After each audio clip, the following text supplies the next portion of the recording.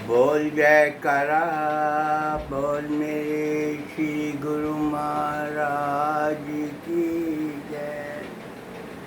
बोल श्री नंगलीवासी भगवान की जय। बोलो मेरे श्री स्वामी जी महाराज की जय। बोलो श्री जुगल जोड़ी महाराज की जय।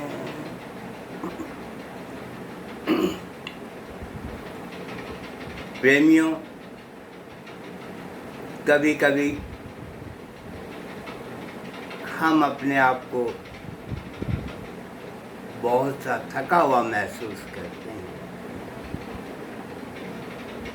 ऐसे लगता है कि बहुत सारा बोझ हमारे ऊपर है और जिस बोझ के नीचे हम अपने आप को दबा हुआ महसूस करते हैं। प्रेमियों, ये बोझ क्या है? ये हमारी नासमझ है। बोझ तो ये संसारिक इच्छाओं का है, जो इच्छाएं हमने अपने भीतर पाल रखी हैं। ये जीवन तो बहुत हल्का फुल्का है। प्रभु जो हमें ये जीवन देते हैं बहुत हल्का फुल्का देते हैं, लेकिन इस जीवन के अंदर हम जो इच्छाओं को पाल लेते हैं, ढेर सारी इच्छाएं पाल लेते हैं, जिसके कारण हम अपने आप को बोझ के नीचे दबा हुआ महसूस करते हैं। प्रेमियों, एक बार एक भगत ने प्रार्थना की अपने प्रभु से, ऐ प्रभु, तुम तो सृष्टि के चलाने वाले हो। आज मैं हाथ जोड़ के आपसे प्रार्थना करता हूँ कि मुझे दर्शन दीजिए। देखिए, उस परमात्मा के दरबार में हर प्रार्थना कबूल होती है। तो प्रभु उसको स्वप्न में आए, बोले ठीक है, मैं तुझे दर्शन दूंगा। तो भगत ने कहा, प्रभु कहाँ से देंगे?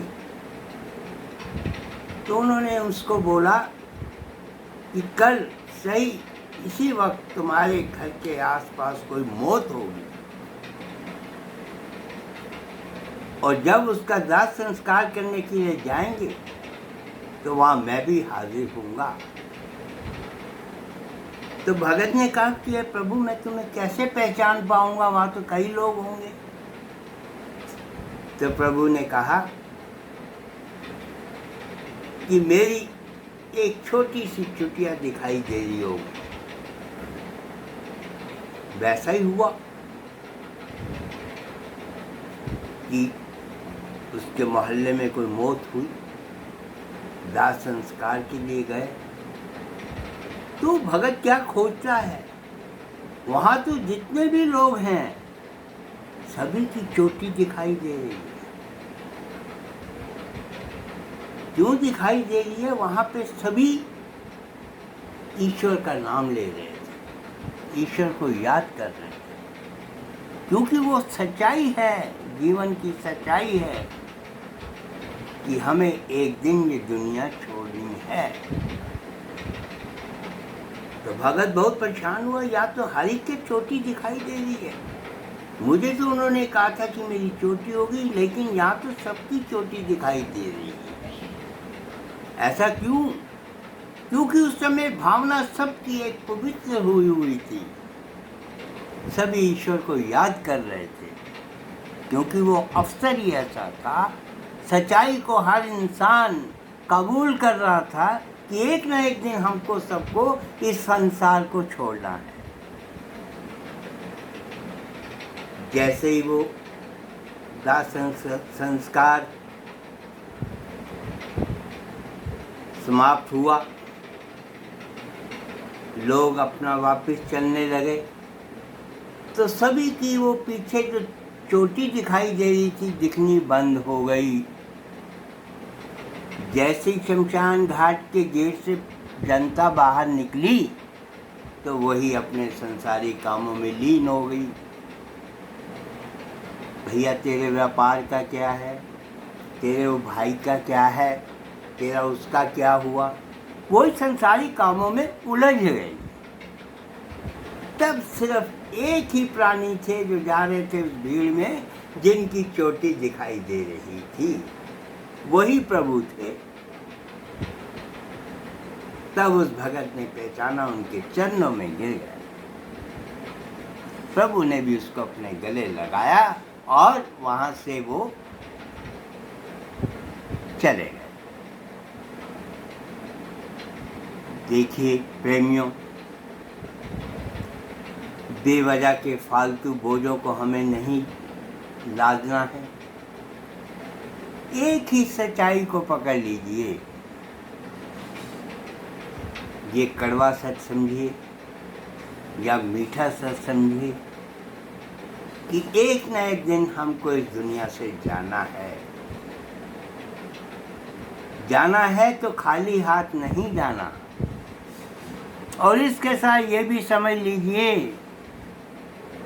कि ये जो हम भौतिक यात्रा करने आए हैं, हमको यहाँ से कुछ ले जाना भी है। क्या ले जा सकते हैं? सिर्फ अपने कर्म।